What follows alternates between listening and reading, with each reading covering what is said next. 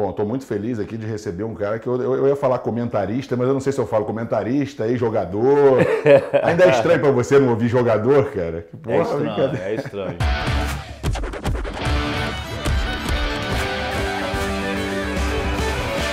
Mas, pô, obrigado. Até que enfim deu certo, pô, né? Até que enfim, já tô chamando o quê? A cara já, né? 2 meses já, né? 3 meses já quase chamando. Chamando pra jogar já faz 1 ano e meio, quase 2 anos, né? Foi quando eu te encontrei no hotel. Ano passado. Foi quando você estava na Copa do Mundo. Isso, na Copa quando do você estava no Mundo, hotel.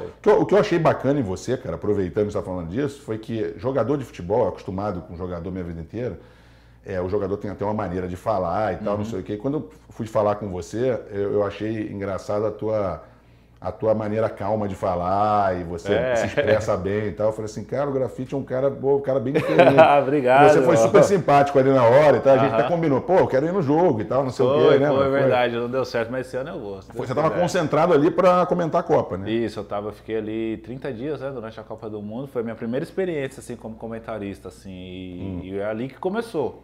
Tinha começado lá em Recife, lá no comecinho do ano, lá, né, quando o pessoal me chamou para comentar jogos do Campeonato Pernambucano, Copa do Brasil, e aí eu tô aí nessa caminhada aí. Como é que tá essa vida de aposentado? Porque, aliás, eu queria antes te dar o parabéns, você aturar a mala do meu amigo Rodrigo Rodrigues todo santo dia. Não deve ser mole não, meu brother, meu irmão Rodrigues. Pô, conheço o Rodrigues também desde a época da Placar, velho. É verdade. Ele trabalhou em todo lugar. Todo lugar, pô, ele já fez todo... Ele é um impostor, como ele mesmo diz. Ele é um impostor, e agora ele tá conosco lá no Troca lá. Eu não tô conseguindo fazer todos os dias também, porque eu tô na pegada de fazer jogos também, né? Mas toda vez que eu tô lá, ele fala, ô Grafite, você tá chinelando, eu cheguei aqui, você não vem mais. Ele adora falar isso. Eu te falei que ele veio aqui, aí o carrinho de Volta para o Futuro, nós botamos ele aqui. Ele é doido pelo De Volta para o Futuro. A gente se divertiu. Mas a dinâmica ali tá bem legal, né, cara? Você com ele. Ele interage muito bem, ele é um cara muito culto. O Thiago Maranhão também era. O Thiago Maranhão deixava mais para nós comentaristas na época, eu e a Ana, discutir o assunto, né? O Thiago só jogava a bola e a gente... E com o Rodrigo não, o Rodrigo ele joga a bola, ele discute, ele tem resenha, ele foge do script, tá ligado? Ô Rodrigo, eu tenho que mandar um recado pra alguém. Manda, Grafite, você manda no programa e tal. Ele tem umas tiradas engraçadas, né? Ele é bem demais o programa com ele, Pô, ele caiu como uma luva ali, foi bem... Tá sendo um pouco ruim pra ele ter que vir pro Rio, né? Que ele tem uma vida lá em São Paulo, ele tem a banda, né, também. Mas ele gosta aqui gosta do ele gosta muito. Aí ele tá indo, ele fica um final de semana ele vai para São Paulo, toca, faz um negócio, ele tá na correria. Mas eu achei bacana, porque é você com a Ana, o Rafael Rezende às vezes. O Rafa também o Rafa é interessante, porque o Rafa não jogou futebol, mas ele... ele parece, a gente brinca que é tipo uma linguagem meio intelectual, assim, mas ele é muito bom comentarista. Ele consegue variar nas duas vertentes, assim, de jornalista e de ex-jogador. E eu gosto de fazer o programa com ele, de falar com ele, que ele é um cara entendido, não que os outros não saibam. Eu respeito muito a opinião dos outros jornalistas que não foram jogador de futebol, porque eles têm muito, eu aprendo muito com eles também, eles têm muito a acrescentar também, mesmo eles não terem vivido lá dentro do campo. Mas não é só porque eu vivi lá que eu tô credenciado a falar de futebol. Os caras, aí eu vejo o PVC, os caras, o Paulo César Vasconcelos, o Mauro Betti, os caras que eu acompanho também e acho interessante, que os caras não jogaram, mas os caras sabem do até que porque acontece. Tem uns caras que jogaram também e não... não é nem que não sabe se expressar só, que às vezes também não tem o raciocínio mesmo, cara. Então, é difícil, analisar, não é fácil. Hoje eu tô desse lado aqui, eu vejo que não é fácil, eu entendo até... E a época que eu jogava, a minha relação com o jornalista sempre foi boa, eu sempre entendi a crítica. Eu nunca fiquei puto com o cara, fiquei bravo, o cara me xingou, me cornetou, que eu sei que é a opinião dos caras. Eu lembro quando eu fui convocado pra Copa, eu entrei ao vivo na rádio no dia, né, eu tava na Alemanha, e eu fiquei uns 2 minutos esperando para entrar, né? E o cara falando, não pode o Grafite ser convocado para a Copa do Mundo. O Grafite, o Doni vão ser jogadores, se o Brasil for campeão mundial, não serão lembrados que estavam lá. E aí quando eu entrei, o cara... E aí, Grafite, o que você achou da opinião do nosso companheiro aqui? Eu falei, não, eu respeito, de maneira alguma, vou julgá-lo nem nada. Outros ali, não, outros, então, mas eu sempre tive esse discernimento de respeitar, sabe? Mesmo sabendo que às vezes os caras pegavam pesado, mas é tranquilo, é o futebol. Não, eu ia falar isso, acho que depende muito da crítica, né? Tem umas que vai pro lado pessoal, assim, que eu acho... Então, e é uma coisa esse cara é um lerda, não sei o quê, começa a falar umas besteiras que não precisa, então, porque entendeu? se o cara, o Júnior, se o cara tá no Flamengo, ou no Fluminense, ou no São Paulo, alguma qualidade ele tem. Claro, o cara não caiu ali de paraquedas. E o futebol existe fase. Tem a fase boa que o cara tá bem jogando pra caramba. E tem a fase que a bola não entra, que não dá certo, a jogada não dá certo. Esse cara não presta. E eu já vi muito comentarista levar pelo lado pessoal, de falar isso. O cara não pode jogar nesse time, isso, aquilo. Outro dia aconteceu um episódio comigo, foi até interessante eu falar aqui, o Fabrício, lateral esquerdo. Ele tava no... E o Fabrício, assim, eu nunca tinha falado com ele pessoalmente. E ele tava no Vasco e ele tava jogando de meia. E o Fabrício, a gente sabe que ele tem um histórico no futebol, que ele deu o dedo pra torcida do Inter, aquela coisa. Nossa, todo clube que ele chega, a torcida já vê ele com desconfiança e tal. Meio nervosinho. E o Vasco tava naquela fase ruim, ele jogando de meia, ele tava jogando até bem, só que as coisas não estavam indo. Ele foi substituído, aí acabou o jogo, aí num debate ali entre eu falei, não, o futebol é fase, o jogador não pode ser julgado isso, aquilo, o Fabrício tá jogando aí, tá fazendo dele, tá quebrando um galho pro Valentim, era treinador na época, jogando como meia e tal, mas... E passou, mas deu 20 minutos, ele me mandou uma mensagem. Pô, Grafa, eu queria lhe agradecer pela moral que você me deu aí. Meu pai estava em casa assistindo, viu que você me deu a moral. Porque do outro lado da tela, do outro lado, se eu falar mal do jogador, às vezes o jogador não vai nem saber, mas a mãe vai ouvir, o pai vai ouvir, a mulher vai ouvir, o irmão vai ouvir. E essas pessoas sentem muito mais do que o próprio jogador. Então eu procuro ter discernimento. Eu não vou jogar o cara se o cara tem condições de estar no Flamengo, ou A ou B ou não. Eu vou jogar o momento do cara. Ó, ele não tá bem, ele perdeu esse gol porque isso, a fase não tá boa. E essa linha que eu tô seguindo é que eu tô me dando bem. Às vezes o pessoal lá na TV fala, pô, Grafite, você fica em cima do muro. Eu falo, não, pô, eu não vou dar no meio do cara. Protegendo, eu não vou. Não vou porque... Mas eu ia te perguntar isso, cara, em relação a jogadores, porque até quando o Lugano estava aqui, eu estava falando isso em relação a ser dirigente, porque o cara, quando vira dirigente, muitas das coisas que antigamente dirigente ia lá e punia o teu, ou suspendia o cara, e tá, pau da vida, pô, o cara é meu amigo, o cara é o Fernando. Aí quando você tem que tomar a decisão aí você vê com outro, você fala, pô, agora eu entendo por que tem coisas que mesmo assim não tem explicação, mas tem outras que tem. E o comentarista é a mesma coisa, né? Você agora está numa posição que tu tem que chegar para aquele cara que você estava ali no lugar dele e eu tô com a pedra na mão. Nada. Ou se ele tá, ou se o treinador não tá tirando aquele cara que entendeu? Tem que trocar o esquema e você tem que falar. E aí eu vou dar um exemplo clássico. Ontem o Pato perdeu um gol. Tu viu o gol que o Pato perdeu? O cara do São Paulo para ele São Paulo e Avaí. Avaí 1-0, Ele perdeu aquele gol porque ele é destro. Porque se ele fosse um cara canhoto, ele fazia o gol. Porque aquela bola, mesmo o cara sendo destro, ele não dá para ele virar o corpo e o movimento corporal dele foi errado. Se ele chapa de esquerda, ele faz o gol. Só que o cara destro, ele vai fazer o movimento para facilitar a finalização dele. Direita, E às vezes os caras... às vezes muda o corpo só para poder bater com a direita. Só que o torcedor não vê isso, os caras não vê isso, não consegue entender. O cara perdeu o gol, o cara é muito ruim, a minha avó fazia esse gol, mas existe isso daí, o cara perde o gol às vezes por causa disso. E eu tento explicar isso, porque eu já perdi gol assim. Eu já fiz gol também e já perdi, por isso que é difícil, não é fácil não, mas isso aí que você falou. De 2018, que você parou no início de 2018, não foi? No final de 17 eu parei, de 18 eu tentei, lá no Santa Cruz eu falei, não, vou mais não, vou parar, não dá mais não. Também para fazer meio mal feito, né? Eu já tive uma passagem no Atlético 17, onde eu não conseguia treinar com intensidade que eu necessitava. Deve ser. E no futebol, se você não treinar com intensidade, você não joga. Principalmente no futebol de hoje, que os caras correm 12, 13 km por jogo, não tem como. Então, se contar do tempo que você começou a ser comentarista, tipo, meses depois, não foi? Oficialmente 6 meses depois. 6 meses depois. Então, tem 1 ano e... 1 ano e meio, vamos dizer. 1 ano e 4 meses. Em outubro, já com novembro, praticamente, 1 ano e meio que você está de comentarista. Lidar com os caras que são jornalistas, porque eu vejo isso que você falou aí agora. Tem jornalista que na hora que... Aconteceu em algumas TVs agora de ter demissão em massa de jornalista e tal. E aí... Tem gente que vai lá na rede social e fala assim, pô, bem feito pro fulano, aquele cara, puta, ninguém aguentava mais ele e tal. Aí os jornalistas vão todos, protegem, né? Porque fala, pô, isso é um absurdo, vocês criticaram, os jornalistas perdeu o emprego dele e tal. Aí eu vejo eles falando de treinador, de jogador, metendo pau, e aí o cara é demitido, graças a Deus. Aí dá vontade de falar, cara... Você não falou que não podia defender um cara, não podia atacar um cara que é demitido porque ele perdeu o emprego dele, tu tá falando de um cara que perdeu o emprego.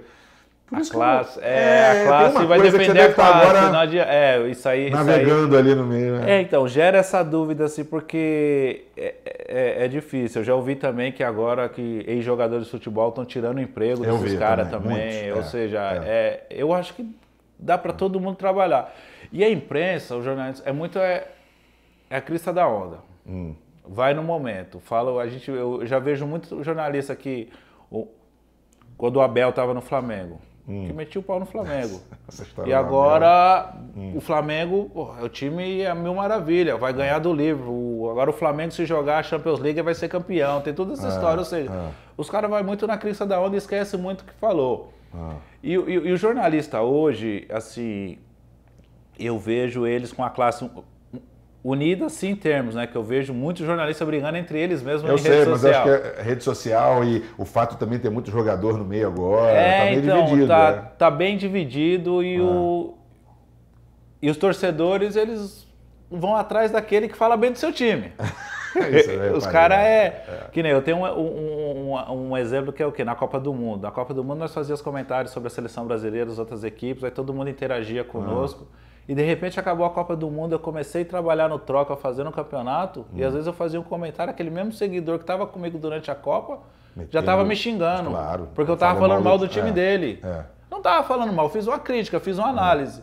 E aí você tem que saber dosar essa daí. Uma hora ou outra eu vou ter que falar. Outro dia... O cara fala que você é da Flamídia, depois fala que você é corintiano, aí fala que você ataca o Nordeste. Né? Então, outro dia eu fiz alguns jogos do Goiás e fiz alguns comentários e algumas pessoas de Goiânia falaram que eu estava criticando o Goiás, mas você não pode, porque você já jogou no Goiás. Pô, mas não... O que tem a ver uma coisa com a outra? Nada. Eu joguei, eu tenho carinho, gosto, mas eu procuro fazer meu trabalho. Então é difícil. Não é fácil não, Júnior. E às vezes, pô, é estressante. Eu imagino pra você. Porque interage muito com rede social hoje. A rede social é que dá o ritmo das coisas. Que nem você, cara. Eu adoro alguns jornalistas que nunca jogaram futebol, respeito, acho que eles sabem, tem uns que sabem muito mesmo, tem uns que já se foram e eram ótimos comentaristas, mas assim, quando o jogador vem falar, pô, eu joguei, são algumas situações que não tem como o cara, mal comparando, é como você chegar ali e falar pro cara assim, esse programa tá errado, não sei o quê, a gravação tá errada. O cara vai dizer assim, peraí, você nunca foi jornalista? Eu digo, tá vendo? Agora, tá vendo? Agora, tá vendo? Você não era para ter reclamado daquilo, teu ponto de, mas a audiência tá baixa. O cara, mas não é assim. Você fala, não, eu também não sou jornalista, você também não é jogador e você tá falando a mesma coisa. Então, mas tem tudo difícil, isso, cara, é difícil. E os caras não... É ali um momento. E o cara... Em rede social, o torcedor é muito paixão, né? Você tem que ter esse discernimento. Muito. Às vezes o cara fala umas coisas e tem jornalista que já responde, já bloqueia. E eu, às vezes, até respondo alguns. Grafite, você falou isso tá errado. Aí, quando eu dou a notícia...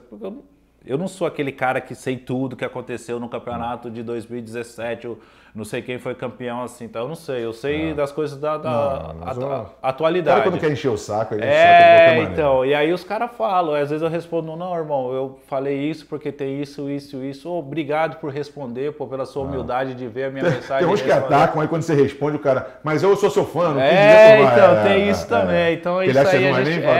Então eu não levo, assim, eu sei que é muito paixão. Eu já fui torcedor também, eu sei como é que é. E hoje eu tô do outro lado, então eu tenho que ter esse discernimento, assim, muitos jornalistas, até aí jogador, mas tem jogador também que chega lá e fala coisa que não... Com certeza, não tem que muitos, não é a mesma coisa, ou seja, é o fio da balança ali, tem que ter discernimento. Por isso que eu falei 1 ano e meio, porque, cara, no futebol nem tanto, por exemplo, no basquete lá, eu tenho muitos caras que eles param de jogar, aí tipo 2 anos depois o cara quer voltar. Vários acontecem isso, vários. Na NBA agora tem um lá que voltou agora, o Joe Johnson, que ele tinha parado, e aí passa 2 anos, o cara ainda tá bem, ele fala, pô, eu quero voltar. No futebol nem tanto, os caras quando param, na maioria das vezes... É difícil, apesar que hoje em dia eu ouço, onde eu vou, os caras, ô negão, tu tem que voltar a jogar. Não, porque você tá, cara, você tá ainda com forma de jogador. O Cláudio Adão ficou com 60 anos, parecia que tá jogando. O Cláudio Adão é um fenômeno. Que corpo aqui. Aí os caras me veem, o negão, você tem que jogar, que não sei quem não tá fazendo gol, você tem que jogar. O negão, você nesse time aí tem que fazer isso. Pô, mas quando eu jogava, os caras queriam que eu parasse. Que eu parasse. Queria que eu fosse pra Copa, agora eu sou Salvador. Mas você tá com que idade agora? Eu fiz 40, Fez 40, mais novo que eu ainda. Mas você começou com 22, né? Eu comecei com 22, eu tive 17 anos de carreira, não chegou a 17, cara, chegou a 17 engraçado anos. Isso, porque o único cara que eu me lembro de um cara, eu fui lá na Itália ver um jogo da Udinese, e eu adorava o Balbo, argentino centroavante, o Balbo que jogava, depois jogou com o Batistuta, o Balbo era o titular da Udinese. E ele estava comigo conversando, ele falou, cara, você sabe que até 20 anos de idade, eu nunca tinha jogado bola, assim, 19 anos, nunca tinha jogado bola. De repente comecei a jogar. Ele nunca jogou. nunca tinha jogado, assim, tipo, Não, nem aí categoria... é fenômeno. É impressionante, o cara virou artilheiro e tal. Já jogava em pelada, né? Mas você também não jogou categoria de base, você jogou? Não tive, não. Eu jogava no futebol amador, nenhuma. É incrível isso, cara. Fiz teste em alguns clubes, no Paulista, no Juventus, no Nacional, Guarani, Ponte Preta e nunca... O Guarani, por o meu time, ninguém te aprovou. No Guarani eu tava vendendo saco de lixo, eu passei lá, tava tendo um teste, velho. Que coisa incrível, cara. Fui lá, fiz o teste, fiquei 2 dias lá, o cara que eu vendia saco de lixo, ele cobrava comigo, mas aí não deu certo também. Eu tive no Guarani em 98. Que coisa incrível, hein, cara? Olha que perderam. Mas tem vários, né? O Cafu, que conta que fez 14. Cafu, então. 14 testes. O Leandro Damião é assim, né? O próprio Bruno Henrique do Flamengo. Mas como é que foi o negócio de profissionalizar com 22? Você foi aprovado por um clube? Foi, eles montaram uma equipe profissional lá em Campo Limpo, né? O Campo Limpo Paulista, né? Que jogava a 6ª divisão do Campeonato Paulista, a B1B. Foi antes da Matonense, então? Foi antes da Matonense. Eu joguei na Matonense, eu cheguei na Matonense em dezembro de 2000 para fazer os testes, né? E fui contratado para jogar o Paulista em 2001. Mas no ano de 2000 eu joguei a B1B pelo Campo Limpo Paulista. E foi lá que eu jogava no time do vereador da cidade, o Geada, né? O Geada, não, vou levar você lá, tal. Aí na segunda-feira de manhã eu marquei de ir lá com ele, eu falei, não vou não, eu vou trabalhar, preciso de dinheiro, minha filha já era nascida já, Ana Carolina tinha 2 anos, e eu tinha que trabalhar, aí não fui. No outro dia, na terça, quando eu tava saindo para trabalhar, ele tava na porta de casa, hoje você vai lá fazer o teste. Falei, vamos lá, e liguei pro seu Valnor, falei, seu Valnor, não vou poder ir não. Que eu vou, ele falou, depois do final de semana você vai me pedir vale, né? Eu falei, seu Valnor, não dá nada não. Mas você o quê? Se considerava bom peladeiro, aí você fala, eu jogo bem. Eu já ganhava um dinheiro com futebol amador, eu já ganhava dinheiro, eu ganhava cesta básica, eu ganhava fralda. Eu jogava por um time em Campo Limpo Paulista e jogava por um time em Várzea Paulista. Então o mercado de futebol amador tem liga e o caramba. O futebol amador, hoje em dia é bem mais organizado, mas eles pagam aí jogador que foi profissional para jogar, pô. Que maneiro. As Copas, os campeonatos em São Paulo, campeonatos amadores aí, os caras recebem dinheiro, ganha carro, o negócio é bem, não chega ao nível do futebol profissional. Parênteses aí, que não tem nada a ver com isso, mas assim, sabe o que eu sinto falta daquele torneio de Masters? De sêniors que tinha antigamente, não sei se você lembra, dos anos 90, que jogava meu pai, o Rivelino, o Edu, eu lembro, Cafuringa e o caramba. Eu cresci assistindo. Cara, aquilo ali era muito bom, né? Os caras jogavam, jogavam Leão e um monte de gente, cara, que jogava. Aí recentemente teve agora o tal de showball, né? Que chamaram aí jogadores mas é diferente, é diferente, e aí acabou, né? Aquilo jogava no Canindé, jogava no Pacaembu, lotado. Então, tinha o jogo de Master, depois tinha os aspirantes, depois tem a partida principal, a seleção brasileira era muito boa. Aqui no Brasil, Júnior, os ex-jogadores, os clubes não têm essa atenção que deveria, cara. Deveria ter, que tem muito. Os que foram campeões, que conseguiram manter um nível, uma vida, continuaram na mídia pós-carreira, esses aí eles têm uma. Eles são mais próximos dos clubes, mas os caras que não chegaram, que não tiveram, tem muitos aí que os clubes. Alguns clubes ajudam, dá uma força, mas. Mas isso seria bacana. Deveria ter um acompanhamento. Acompanhar agora a Bundesliga. O público acho que ia Bundesliga mesmo agora vai começar, acho que vai ter o Master da Bundesliga, né? Não sabia, mas vai ter um torneio de Legends agora aqui no Brasil no dezembro. Inclusive a Bundesliga está querendo organizar um torneio de Legends. Inclusive o Amoroso participa. Tá em todo, Amoroso tá em o Everton do Amoroso vai ter no São Paulo, Borussia. Da Udinese, Já enchemos o saco dele antes aqui do programa. O Amoroso é o cara que... Figuraça, a gente está nos grupos envolvidos aí. Nem fala, nem fala em grupo de WhatsApp, ninguém aguenta mais ele. Vai ficar pau da vida com a gente. Mas é isso, aqui no Brasil falta mesmo uma atenção maior aos ex-jogadores por parte dos clubes. Volta lá então depois do... Aí você jogou nesse time na quinta, foi quinta ou sexta divisão? Na sexta divisão do Campeonato Paulista e nós fizemos um amistoso na época contra a Ponte Preta. Que o Estevão Soares era treinador da Ponte Preta. Nós fizemos um amistoso lá em Campo Limpo, de intertemporada, o campeonato tinha parado e a Ponte jogou um amistoso. A voz rouca lá, o Estevão. E o Ronaldão jogava na Ponte. Nessa época a Ponte tinha o Piá, o Ronaldão, o Mineiro, era um time Washington. Bom time. Não ganha nada, mas era um bom time. Nunca foi campeão. E esses jogos assim, Eu tenho que dar minha alfinetada de cima. Esses jogos, também é rival, né? Esses jogos assim era a vida pra nós, né? E eu lembro até o Ronaldão, que jogava, ele falou pra mim, ô moleque, vai lá pro outro lado, que eu tava indo pra cima dele, fazendo uma correria, ele vai pro outro lado. Ele fazia falta em mim, jogou eu na pista. E o Estevão gostou de mim de um zagueiro, né? Aí o Estevão acabou saindo da Ponte, foi pra Matonense, aí o meu empresário na época, que era o dono do time, o Heleno, que o time que eu joguei, o Campo Limpo, era do Heleno, do Vampeta e do Edilson. Ah, é? Eles eram donos do time. E aí eu fui lá em Matão fazer... Só figura tranquila. Aí eu fui pra Matão, fiquei 1 mês e meio lá fazendo teste e foi lá que eu ganhei o apelido Grafite. Foi lá do Grafite, né? Foi, Estevão Soares. Acho que era por causa de um cara que ele... Que ele jogou... Que também quando ele tinha jogava, que era e eu tinha essa mesma altura, só que eu era bem magro, eu pesava 79 quilos, imagina, eu era só a capa, né? Era só... E aí ele começou a chamar de Grafite, foi não, ele me chamou um dia e falou, vem cá, como é que é o seu nome? Eu falei, meu nome é Edinaldo. Ele, você não tem apelido não? Eu falei, o pessoal me chama de Edina. Quando ele ouviu o Edinaldo, ele falou, vamos mudar isso aí. Edinaldo, ele falou, tem apelido não? Eu falei, o pessoal me chama de Dina, que na minha cidade é Dina, minha mãe me chama de Dina, meu irmão. Ele, Dina é muito meigo, hein? Vai vingar, não. Se ele fala hoje isso, ele tá ferrado. Então hoje em dia... Negão, meigo, não pode falar mais nada. E quando ele me chamou, ele chamou negão. A gente não pode falar mais nada. Hoje em dia tá complicado. E aí ele... Vou chamar de você de Grafite. Falei, não, por que Grafite? Não, que eu joguei com um jogador assim, aí começou. Aí Paloma tava lá, um ex-jogador que... Paloma, o que é do Flamengo? Ele chegou a jogar no Flamengo? Tinha um Paloma que jogou no Flamengo, atacante. O do Rio Grande do Norte? Acho que era, centroavante. Era, um pequenininho. Pequenininho. Ele mesmo falou, pô, não, lá no Rio Grande do Norte tem uma banda chamada Grafite, começou Grafite, e quando você não gosta de um apelido, pega, Aí né? ferrou, Não me chama disso, aí o cara te chama. Aí quando eu passei no teste, começou as inscrições, quando eu fui assinar meu contrato, tava lá, a camisa número 18, Grafite. Falei, pô, presida, era o Gali na época. Pô, meu nome é Edinaldo. Ele falou, não, Grafite vai... Ele fala assim, Grafite vai vingar, Grafite é um nome bonito. E vingou. Pô, esse cara daí, você tinha que dar fazer uma homenagem pra ele. O presidente Gali, que... Acho que você conhece ele, do Hiperbingão de Matão, lembra? Sim, Hiperbingão de Matão? Sim, acho que sim. E o Gali, ele foi assim, fui pro Santa Cruz, depois ele ganhou dinheiro comigo e tal, E Grafite agora acho que você usa o nome pra... Não, e Grafite é um nome marcante, né? A pessoa ouviu uma vez e não esquece, agora... Então, mas tô falando que você começou a querer usar Edinaldo aí agora, depois que você parou de jogar, não tá dando muito certo. Não, e o pessoal tá descobrindo que o meu nome é Edinaldo, às vezes eu tô no lugar, o pessoal fala, ô Edinaldo, Edinaldo, e às vezes quando tem alguém conhecido meu lá de Campo Limpo Paulista de Jundiaí, ô Dina, aí eu já olho. O Dina e Grafite é um pouquinho melhor. Inclusive outro dia eu tava na pelada lá no CFZ, né? Aí chegou um cara, eu falei, eu conheço esse cara de algum lugar e tal. Aí eu não falei com ele não, tá? Ele entrou no time, ô Dina, aí eu conheço você, que eu conheço muita gente fala comigo, lógico, né? É normal. Ele falou, pô, eu tava lá no Campo Limpo também do seu Heleno lá, pô, época o seu apelido era Dina, né? Começamos a conversar e tal. Aparece uns caras assim, às vezes do nada, né, cara? E sabe o que é interessante, que eu ia falar pra você? É que hoje em dia, a pessoa, tipo, o cara vai lá, o Grafite, o cara vai lá no Google e vê Grafite, Edinaldo Batista Libani, o cara gosta disso, come isso, tal.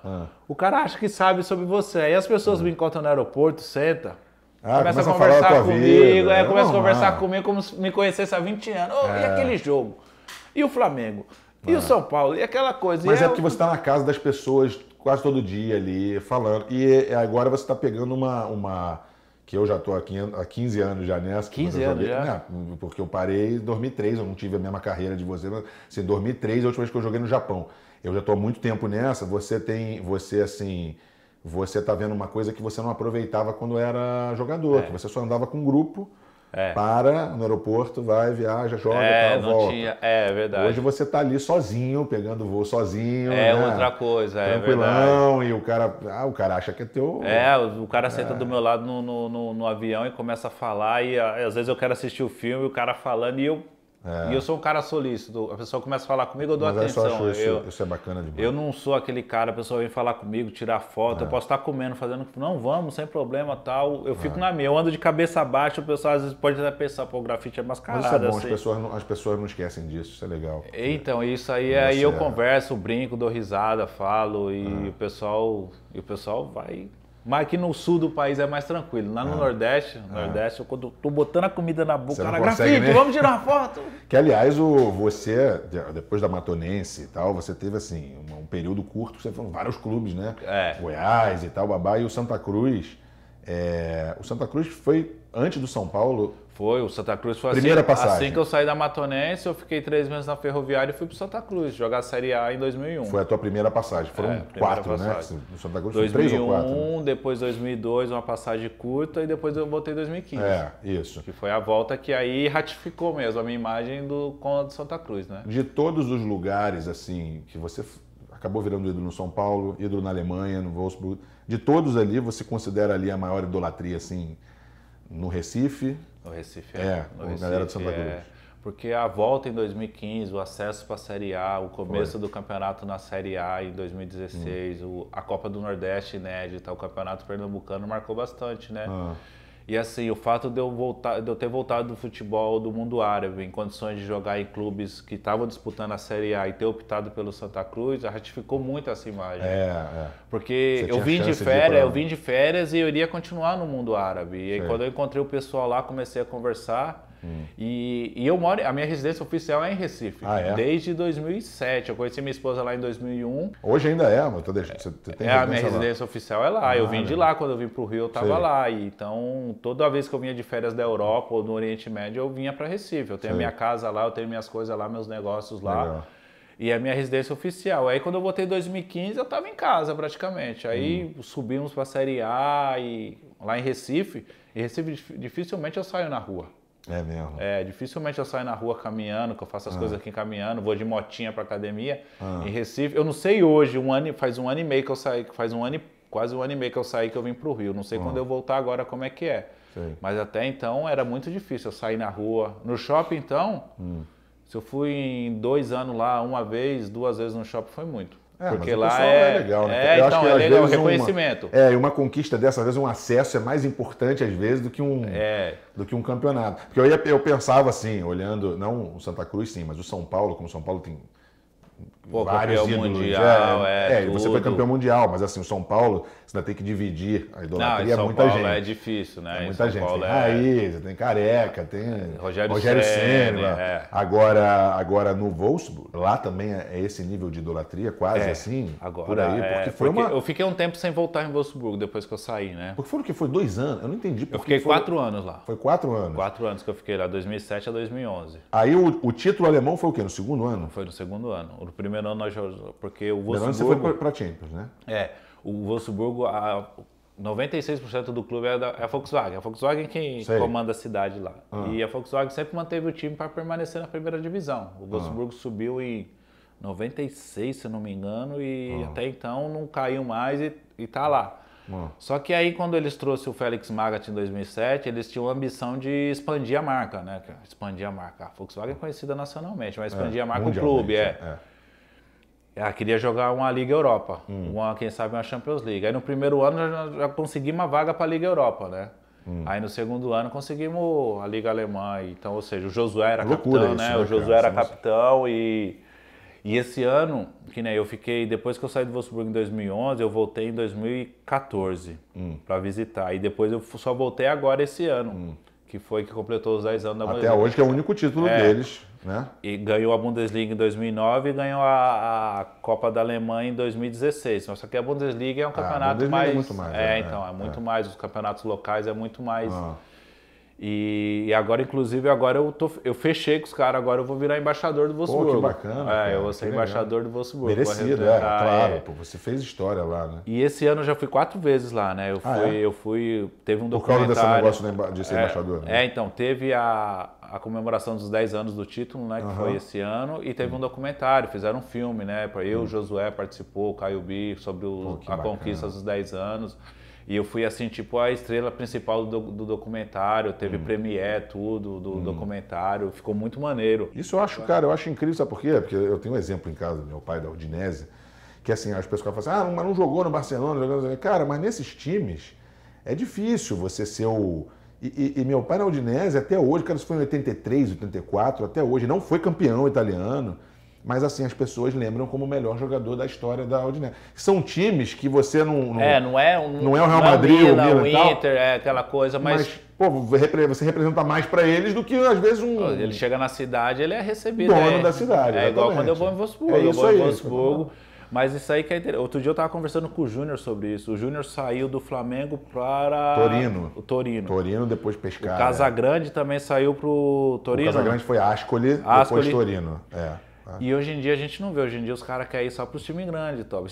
Esses times não têm condições de brigar com os outros times. O próprio Cerezo, Sampdoria não era uma coisa assim. Então, hoje em dia os jogadores top aqui do Brasil saem para Inter, Milan. É difícil. Os clubes pequenos, o Zico na época era o cara. Os mais feras, né? Porque então, o Udinese tem muito brasileiro, tem alguns times que até tem, mas... Só que hoje, você vê, quem é, tipo... Vou dar um exemplo assim, a proporção. Juventus e... O Neymar sair do Santos pro Brecha, pro cara, ele não tem como. Não tem como esse time hoje em dia brigar. E naquela época, ó, Casagrande, seu pai... Sócrates pra Fiorentina, Edmundo Fiorentina. Eu acho que o Falcão foi pra Roma, né? Foi direto a Roma, mas a Roma já era. Falcão, Cerezo. O Cerezo foi pra Roma, na verdade, primeiro. Depois que foi pra Sampdoria. O Andrade e o Renato Gaúcho foram pra Roma também. O próprio Batistuta foi pra Fiorentina, que não é o time, não é a Juventus, não é então, hoje em dia... Então, e esses clubes, as cidades abraçam o clube. Esses clubes é mais ou menos parecido aqui no Brasil como é a Chapecoense, né? Que a cidade abraça o clube, a cidade está envolvida com o clube. Faz sentido, Os outros clubes não têm essa... Não. Tipo, você vai em Minas, Cruzeiro e Atlético. Aqui tem 4 grandes, fora os clubes, Paulo, aí 4, fora a América, Volta Redonda, esses clubes também tem uma grande torcida no interior do estado, aqui no estado mesmo. Então esses clubes têm uma identidade diferente com as cidades. E é por isso que há essa identificação. Não, e você foi campeão, cara. Você foi campeão, mas não e pode a cidade esquecer. É pequena, desse tamanho. Mas você olha só, você fez artilheiro, foi o quê? 28 gols? 28 gols em 25 jogos. Pô, cara, todo jogo tinha bicho, tinha gol. Eu fui campeão, você dava bicho. Artilheiro e o melhor jogador do ano. Eu fui escolhido. Na época eu fui o 4º estrangeiro a ser escolhido o melhor do jogador do ano. Mas vou te falar, se você tivesse feito isso tudo e o time tivesse ficado em terceiro, mesmo assim, você seria ídolo. Entendeu? É verdade. Mesmo você ser campeão. Sendo campeão, o teu... É outro patamar. Porra, aumentou mais ainda, né? E sabe que eu tinha um sonho de jogar na Europa num grande clube. Eu falo isso sempre, assim. Só que no Wolfsburg eu conquistei tudo aquilo que eu achava que eu só conquistaria num grande clube. No Milan, no Real Madrid ou no Barcelona. E aposto que você não trocaria isso por nada. Então, não troco. É um clube que não tem a notoriedade que tem esses grandes clubes, mas pra minha história, pra história do clube, eu sou importante, sabe? Eu não fui mais um que passei lá. Não, mas olha só, o Rivaldo, o Romário... tantos outros, Ronaldo, de repente, fenômeno, não sei, fizeram história no Barcelona, jogaram muito. Mas se você for dizer quem é o maior jogador da história do Barcelona, provavelmente nenhum deles vai ser. Entendeu? Tem o Messi, aí o Maradona jogou no Barcelona. Agora vai lá em La Corunha. É isso aí, é isso que eu tô falando. Vai perguntar sobre o PSV Eindhoven, sobre o Bebeto, sobre o Rivaldo. O PSV Eindhoven não que é grande. O PSV na Holanda é grande, mas assim... Sim, mas o Romário e o Ronaldo saíram para lá. São, exatamente. Não foram para o Real Madrid ou para alguma coisa assim. Depois que eles foram. Hoje em dia, mas é interessante essas histórias assim, porque hoje em dia não tem mais isso. Né? O futebol é outro... E foi também no ano, você bateu o recorde também, até hoje é o recorde, 54 gols. Foi... a dupla que mais fez gols numa edição só. Nós superamos... foi a dupla. Nós superamos o Rulli Hunes e o Gerd Miller. O Gerd Miller. Eles tinham 52 e nós fizemos 54. Eu marquei 28, ainda é o recorde? O recorde. Eu marquei 28 e o Wade dificilmente será batido por uma dupla. Porque hoje em dia os caras não jogam mais com 4-4-2, 2 atacantes. Normalmente é equilibrado, né? 28 com... então, não é aquela coisa. Outro dia o Lewandowski terminou com 28 gols e o Miller terminou com 15. Ou seja, É difícil. É difícil pra caramba. Mas eu queria falar, eu nunca... Assim, eu trabalhei com o Rogério Ceni, eu sei da idolatria do Rogério Ceni no São Paulo, Mas eu não tinha noção, até chegar aqui no Rio, como é seu pai com o Flamengo. Eu acho que eu não conheço. Eu acho que a maior idolatria de clube do mundo, acho que é seu pai com o Flamengo. Acho que não existe outro jogador, não. Não. Que celebra Feliz Natal no dia do aniversário dele. Outro dia um cara me mandou no Twitter assim, ó. O cara mandou no Twitter assim: Júnior, você como filho de Deus não está com ciúmes do Jorge estar usando o nome Jesus? Eu achei sensacional, mas não, cara, eu não sou filho de Deus, não sou Jesus, mas o flamenguista ele tem essa coisa mesmo, cara, é incrível. Não, e eu comecei a acompanhar mais, eu vejo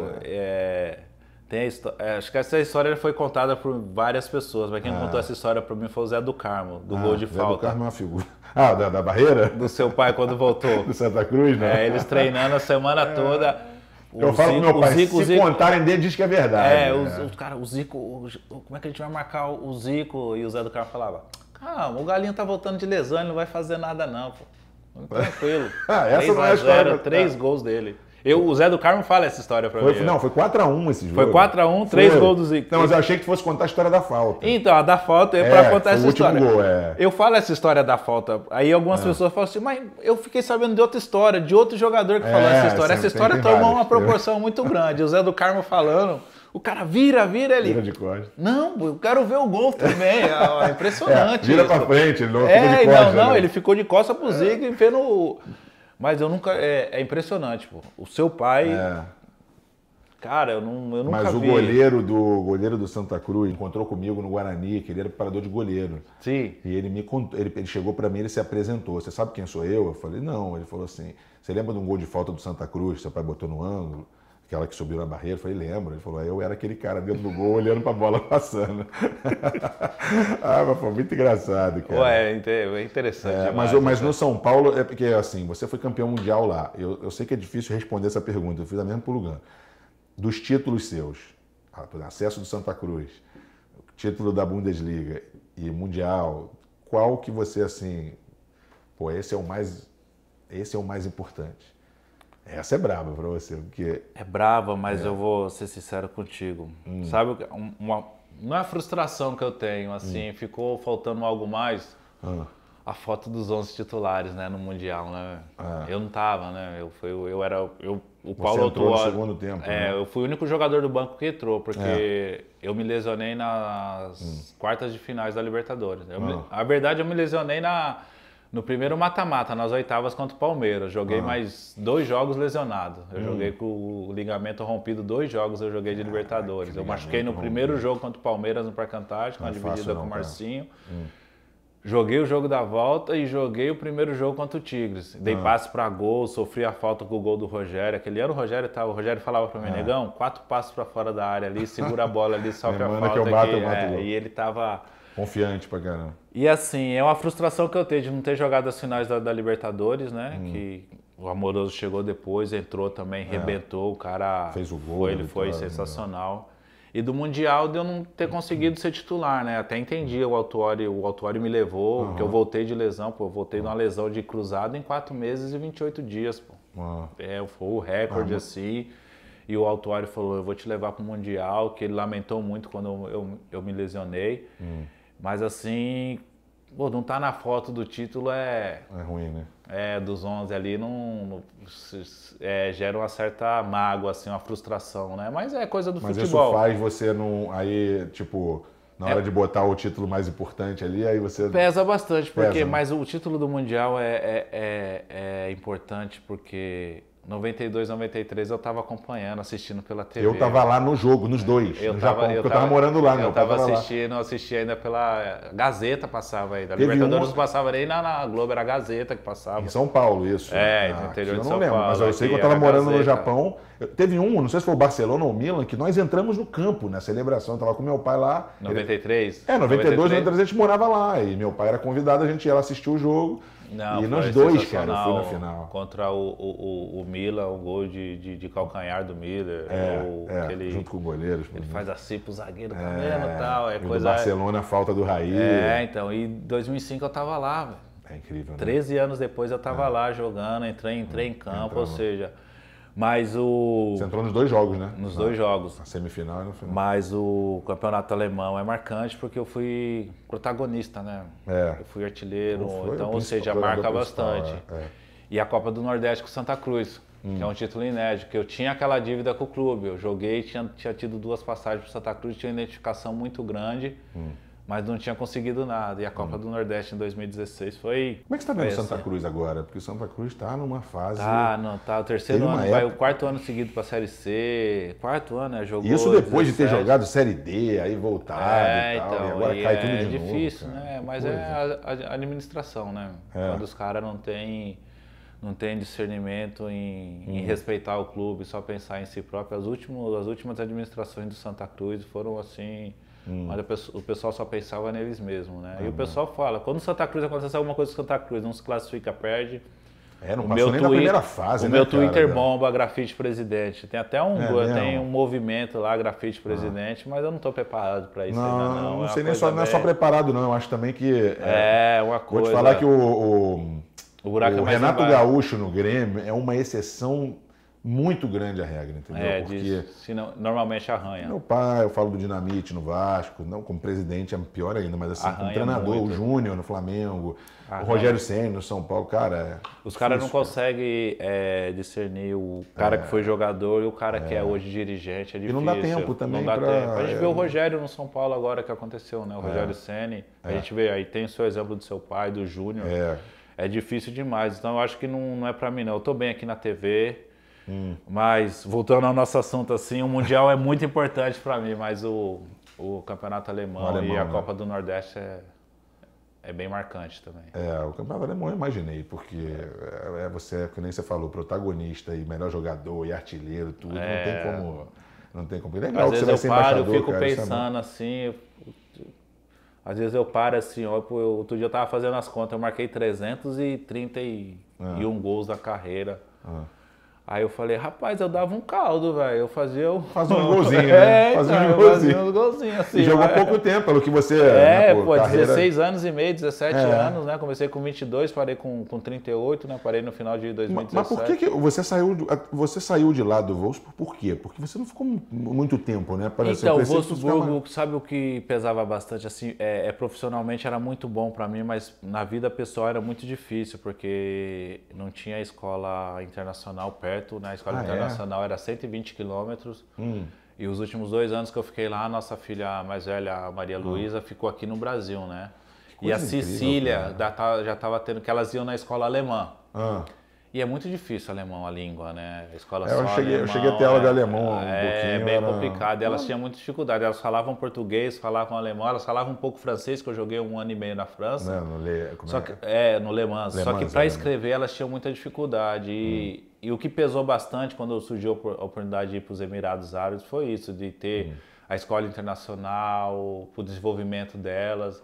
E até hoje, somente a Cecília. A Cecília tem 16 anos, né? E a Cecília, a base dela é inglês. São 2 ou 3? 3. Com o menino são 4. São 4? Caramba, eu tô com a Maria Luísa de 21, a Cecília com 16, a Sofia tem 10. E 21, o Benício tem 4. 21, e tem a Ana Carolina. 20 anos de idade. E tem a Ana Carolina, que não é do meu casamento, que quando eu conheci minha esposa, ela já tinha a Maria Luísa. E com a minha esposa eu tenho a Cecília, a Sofia e o Benício. Ou seja, são 5 filhos. São 5, acaba são 4 meninas e um menino. Quanta menina nessa então, aí veio o menino agora, tem 4 anos. E assim, a Cecília tem 16 anos, a base dela é inglês, dela e da Sofia, que foi em Dubai, né? Elas têm muita dificuldade no português ainda, na própria matemática, por causa disso, né? Porque o aprendizado que elas têm em matemática, em inglês lá fora é bem diferente. Aqui no Brasil é bem mais rígido, o português, a matemática. Mas é engraçado lá na Alemanha, na sua cidade, porque... Hoje tem. Em Tóquio, a gente estudava em colégio americano. Então, hoje tem em Wolfsburg. Na época que eu jogava lá não tinha. E aí, eu ia botar as meninas no carro para ir 120 km e 120 para voltar todo dia. Imagina, como é que seria para elas? Elas iam perder o dia. E aí a gente tinha essa dificuldade. Quando apareceu, o Magath era treinador ainda na época, né? Esse Magath que você está falando é o Magath, aquele ex-meia. Que fez o gol da Champions League. Sim, o Magath. Quando o Hamburgo foi campeão contra a Juventus. Que perdeu canhoto, né? Canhoto ele. Não é canhoto, não? Canhoto. Que perdeu a final pro Grêmio do Renato Gaúcho, foi isso mesmo. Do Mundial. Foi. E ele pediu, mas por que você vai? Eu falei, não, professor, eu tenho essa dificuldade assim na minha família, tal. E ele entendeu e me liberou. Né? Mas se não fosse por isso, eu teria ficado no Wolfsburg até. Eu achei que relativamente você ficou pouco... eu fiquei pouco tempo. 3 temporadas? 4 temporadas. Chegou a 4ª temporada? 4 temporadas. Então isso pesou bastante, né? E em Dubai, lá nos Emirados Árabes, foi muito bom para elas e tal, para a família e tal. Profissionalmente, para mim, financeiramente era muito bom. Mas profissionalmente, o nível do futebol era bem mais abaixo do que o campeonato europeu. Agora, engraçado, eu já ouvi você falando em entrevista, o negócio do caso do racismo, porque é engraçado porque você falou até do brasileiro ter memória curta. Cara, eu nem lembrava desse... Eu fui olhar, eu falei, cara, eu lembro dessa história, eu não lembrava nem que era o grafite, eu lembro da briga do São Paulo, que o cara foi preso e tal, blá. Até hoje o pessoal fala disso. Assim, hoje mesmo de manhã eu tava fazendo uma entrevista sobre isso. É mesmo, cara? Porque no Brasil, eu lembro quando eu tava no futebol europeu, eles me ligavam sempre 13 de maio, que é a época da libertação dos escravos, e 20 de novembro, né? Dia da consciência negra. Dia do aniversário do meu filho. Meu filho nasceu no dia da consciência negra. Aí é o dia que eles têm essa... Ou quando acontecia um caso isolado. É mesmo, te ligam nesses dias. Robinho, o próprio Elias, o... Daniel Alves. Alves, teve vários... Aí o pessoal... E hoje em dia eu tô falando muito mais sobre isso. A semana passada eu fiz uma na Globo sobre isso, hoje eu fiz uma, amanhã acho que eu vou fazer uma sobre... Meu pai lidou com isso lá no CSKA, lá na Rússia. Nossa, na Rússia é complicado. Brabo. Acho que no Galatasaray, na Grécia, se não me engano, também teve um caso desse. Então... Posso estar errado. Na Turquia, não sei. Mas assim, é incrível, cara. Como até hoje... Isso porque na Europa o engajamento contra o racismo é constante. É o ano todo. Eu lembro na Bundesliga nós fazíamos campanha, no Le Mans nós fazíamos campanhas o ano todo. Ainda mais a Alemanha, que era conhecida por... Porque eu sei que o Júlio César fez... O zagueiro, o Negão, Júlio César, fez sucesso lá. O Amoroso, o Everton, como é que pode, aí vem Dedé, quem mais tem? Marcelinho Paraíba, Alex Alves, Zé Roberto, Juan.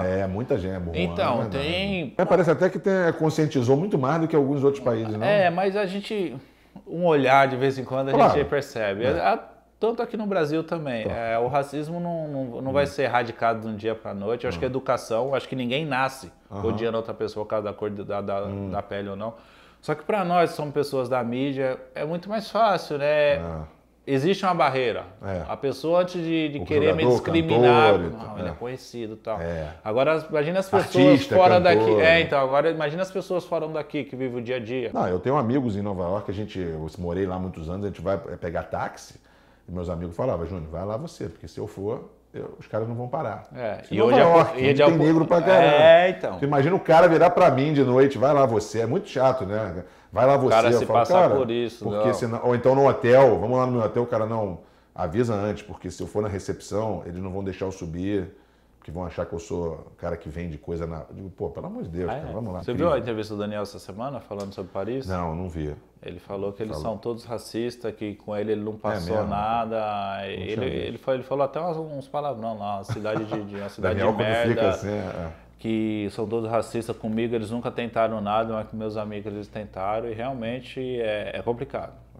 É complicado. Paris já tem uma fama, né, de todo mundo ser nariz em pé, olhar para você, imagina você. Onde você olha, tu vê negro, né? Porque a maior colônia, a França é colônia em quase todos os países da África, ou seja... Mbappé agora, a política francesa tem esse problema, né, do fato de ter muitas colônias. Quando um africano desse chega com a família na França, o governo é obrigado a dar uma moradia, escola, tudo, ou seja... Na França é bem complicado. Por isso que eu perguntei, que eu não tinha noção que as pessoas te ligavam ainda para... Não, eu falo bastante. Hoje em dia as pessoas chegam... Agora, você se importa de falar disso? Eu falei, não me importo não, para mim é normal, mas Não, porque você contou que aquele caso foi uma das coisas... Quer ver outro caso que é marcante?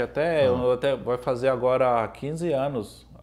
Tu lembra do episódio do Serginho, quando ele morreu? Do São Caetano? Sim, eu tava chorando, eu chorei em casa assistindo aquilo. Então, ele caiu, ele bateu a cabeça na minha perna, pô.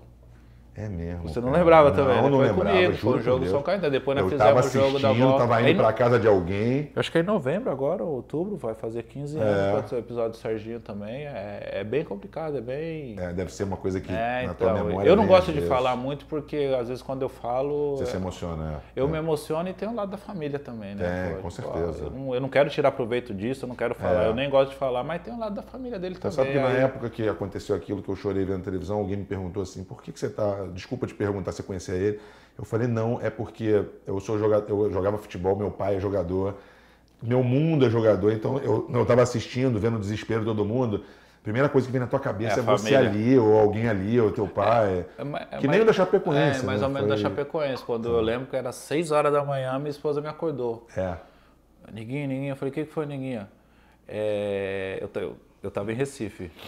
Foi na reta final do Brasileirão de 2016. Ela falou, parece que o avião da Chapecoense caiu. Aí eu despertei na hora, liguei a TV e começou... E eu fui dormir, olha como é, eu fui dormir, eu tava assistindo não sei o que, aí voltei no Sport TV, aí tava o repórter em frente, o hotel onde a Chapecoense ia ficar, onde o Santa Cruz tinha ficado e nós tínhamos jogado a Sul-Americana. Tá vendo? Vem a tua memória, coisa tua. Então, nós ficamos nesse mesmo hotel que nós jogamos a Sul-Americana lá, contra o Independente Medellín. E o cara falou, daqui a pouco a delegação da Chapecoense chega aqui e nós traremos mais informações. Eu desliguei a TV e dormi e acordei no outro dia com a notícia. Sabe que eu vi o negócio do Mário Sérgio, eu tava olhando e falava, cara, não acredito. Então, aí você vê as famílias, você se põe no lugar. Pô, se fosse eu, imagino que minha família, minha esposa... Eu tinha um amigo meu lá da Globo, Guilherme, tava lá. Então, é uma coisa muito... E aí minha esposa também perguntou por que... Aí eu falei assim, não é que isso seja um acidente pior do que outros. Porque outros acidentes de avião a gente fica triste também, todo mundo, mas assim, é porque... Queira ou não, está relacionado à nossa vida. Você é filho de ex-jogador, você foi jogador, você sabe quando acontece essas coisas, é complicado. Outro dia eu estava lendo sobre o acidente da equipe do Manchester, foi há 50 anos, eu acho. E me emocionei lendo a história. Então, ou seja, não, essa do Serginho que você contou, eu não lembrava que era com você, não. Então tem muita coisa assim, tem história. A gente traz uma bagagem de histórias assim, que às vezes a gente não gosta de comentar, de falar, mas que normalmente... Aliás, nada a ver com nada, mas hoje eu vi um diretor do Goiás na rádio reclamando da arbitragem com o Chapecoense, o cara diz assim, se o avião da Chapecoense caiu, a culpa não é nossa, não sei o quê. Mas não pode, não pode relacionar. É cada um que tem no futebol, não pode relacionar uma coisa com a outra, não pode ter... É incrível. E até ontem eu fiz o jogo da Chapecoense e vai ser realmente uma pena, que vai ser muito difícil para o clube, né? Lidar com isso, que tem os negócios ainda negócio de justiça, as famílias ainda, as familiares. É que quando ficou o primeiro, aí o pessoal fala, todo mundo ajudou, não sei o que, não sei o que. Agora, tá vendo? Não é fácil não. Cara. É complicado demais. Agora, você falou o negócio de algumas cargas, de coisa que você traz, e aí falou do Mundial, a frustração que você não estava na foto, e o negócio da Copa do Mundo, você começou a falar o negócio da Copa do pessoal reclamando, e eu lembro dessa Copa do Mundo, com o negócio do Dunga, e eu li também você falando que até tomou uma bronca lá no primeiro jogo lá, que ele mandou você ir para os lados. Foi então, porque foi assim, eu nunca... eu não tinha história na seleção, pô. Eu fui convocado para o último amistoso lá contra a Irlanda do Norte, porque o Luiz Fabiano se machucou, e quando o Jorginho me ligou, falou, Grafite, mas o Wolfsburgo pode não te liberar, tal. Eu falei, não se preocupa não, que eles vão liberar sim, tá maluco? Seleção brasileira, tal. Que eu tinha sido convocado. O Ganso e o Neymar estavam bem no final e tal. Que em 2005 eu tinha sido convocado, só que eu estava machucado. Fui convocado pro lugar do Ronaldo, né? Que eu joguei na despedida do Romário, entrei na vaga do Romário e tal. No último jogo dele. E aí, quando eu cheguei na seleção, eu cheguei assim meio... Pô, não conheci, eu conheci o Josué que jogava comigo, lá eu conheci o Júlio César, o Juan já tinha jogado contra ele algumas vezes. E conheci o Felipe Melo, o Thiago Silva já tinha jogado contra ele, mas não conhecia o ambiente. E no jogo contra Portugal, nós já estávamos classificados, o Dunga me chamou e falou assim, joga pelos lados que o meio está congestionado. Tá muito, Portugal fechando muito meio campo, joga pelos meios. Eu recebi uma bola, eu recebi, protegi, girei e vi o Daniel Alves fazendo facão. O Daniel Alves ia entrar sozinho na cara do gol, pô. E eu tentei, eu girei, em vez de jogar pra fora, o Daniel fechou, eu dei pelo meio. Só que saiu um cara por trás do outro cara e eu não vi. O cara saiu e cortou o passe. O cara cortou o passe, aí deu um contra-ataque, eu roubei a bola de novo. Situação de jogo, normal, pô. Olhei pro lado, eu queria jogar pro lado, só que o Daniel fechou. Aí eu tentei o Daniel na profundidade. Aí eu vi o Dunga gesticulando no banco, abrindo o braço. Falei, caramba. Aí acabou o jogo, 0x0 e tal. Primeiro jogo eu tô tomando esporro. Então, aí no vestiário ele não falou nada, aí na representação no outro dia, ele falou assim, o jogador tem que entender, ele não falou diretamente pra mim, eu sei que foi pra mim. Quando o jogador tá no banco, vai entrar, não é entrar por entrar, tem que entrar e fazer aquilo que o treinador pede, não tenta fazer diferente não, faz o que o treinador pede. Falei, indireta, direta. E a partir daquele momento, e eu não tava treinando muito bem também, que a gente fazia muitos coletivos lá tal, e era assim, tinha o time titular e o time reserva. E não tinha uma certa experiência, uma certa troca, assim, tipo, testa o ataque titular era o Robinho e o Luiz Fabiano. Ele nunca teve esses testes. Vamos testar o Robinho com grafite ou o Luiz Fabiano com o Nilmar. Sim, não trocava, não deixava sempre os mesmos. E alguns jogadores da equipe de baixo estavam bem. O Thiago Silva estava bem, só que o Juan e o Lúcio era titular absoluto, estavam bem. O Ramires estava muito bem, o Elano estava bem, o Elano era titular.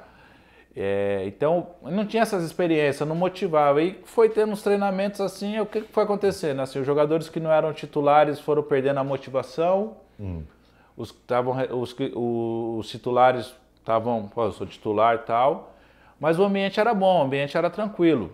O que eu acho, hoje eu vendo por esse lado, eu achava, na época lá eu não achava errado isso, mas hoje eu... Mas é interessante você ter essa autocrítica também, você então, eu não estava treinando bem. Eu não estava treinando bem também, eu não estava conseguindo me destacar nos treinamentos também, eu não estava conseguindo colocar uma dúvida na cabeça do Dunga. Ou seja, e no jogo contra a Holanda, eu lembro que ele olhava pro banco assim, e a Holanda, tipo, é um futebol parecido com o futebol alemão, futebol de força, tudo. Era um jogo com as minhas características. Foi que o Felipe Melo foi expulso, né? Foi, que ele foi expulso, o jogo que virou totalmente. Mas aquele jogo, quem olhava assim, achava que a gente até falava assim, pô, o meio de campo do Brasil eram praticamente 4 volantes, mas era assim, era o Júlio Batista, Felipe Melo, não era? Não, era o Júlio Batista. O Elano jogou aquele jogo? Eu não lembro se o Elano jogou aquele jogo. Não, mas eu achei que ele levou muito poucos meias, né, cara? Meia de ligação. Então, assim, porque a grande dúvida era o quê? O Kaká, ele se recuperou durante o Mundial. O Kaká ele não estava bem, ele estava com a lesão no pubis, assim, e o reserva dele imediato era o Júlio Batista. E lá um cara era meia, mas não era aquele meia de ligação. Era mais um meia atacante, né? E ficou aquela... Por que não levou o Ganso e o Robinho, que na época eles estavam em evidência, né? O Neymar, né? O Ganso e o Neymar, desculpa. E teve o Ronaldinho Gaúcho que ficou na pré-lista, na lista de suplentes, dos 7 suplentes. Ou seja, ele deixou de levar o Ganso ou o Ronaldinho Gaúcho e levou o Júlio. Deixou de levar o Neymar e levou o grafite e tal. E tinha aquela dúvida, mas assim, o jogo com a Holanda, se acabasse o primeiro tempo 3-0 para nós, era normal, que a gente deitou nos caras no primeiro tempo. Pra você ter uma ideia, depois do jogo contra o Chile, foi o Chile antes da Holanda? Acho que foi o Chile 2-0. Nós estávamos no hotel e o Maicon ligou pro Schneider, que eles jogavam junto na Inter, né?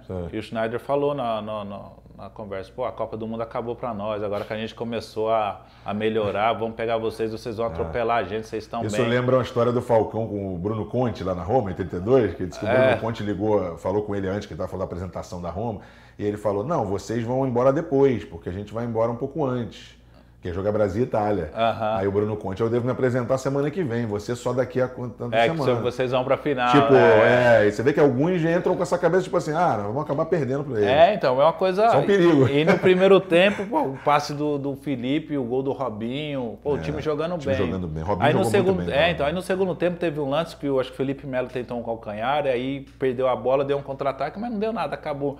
Aí tava eu, Gomes, o Doni e o Luizão no banco conversando, os caras, pô, não pode subestimar os caras, pô, os caras É Holanda, né? E a partir daquele momento o jogo, pum, virou. Aí os caras fizeram o primeiro gol, daqui a pouco teve o segundo, a nossa equipe se perdeu. Até hoje eu paro pra pensar, eu já vi aquele jogo milhões de vezes. Podia ter entrado, podia ter... Mas nem tanto, mas podia ter entrado, eu podia ter feito mais durante a preparação também, eu poderia ter dado um pouco mais, só que eu não sei se eu tava vislumbrado, porque eu tava na seleção, eu tava... Eu lembro o dia que nós saímos do CT do Atlético, a gente foi para o aeroporto para ir para Joanesburgo. O Brasil parava num semáforo. Eu falei, caramba, eu vou para a Copa do Mundo. Incrível. Eu tô entre os 23, atacante, que é uma posição. Eu tava até a ficha cair. Mas é bom você falar isso, porque tem muito garoto que quer ir para a Copa do Mundo e tal, e não entende às vezes que às vezes você vai uma vez, achando que você vai 4 vezes, 3 vezes. E eu fui com a única chance. E eu fui com 31 anos. Eu já era um jogador experiente. O Djalminha, por exemplo, não foi, cara. Tem vários o Djalminha não foi. Cara, o Amoroso, pô. Amoroso não foi. Ele tava voando aquele ano. É verdade. Ou seja, é muito... É complicado, mas... Foi assim uma experiência que eu levo pra minha vida. Eu falo pra minhas filhas, vou falar pro Benício quando ele entender. Papai jogou a Copa do Mundo, joguei...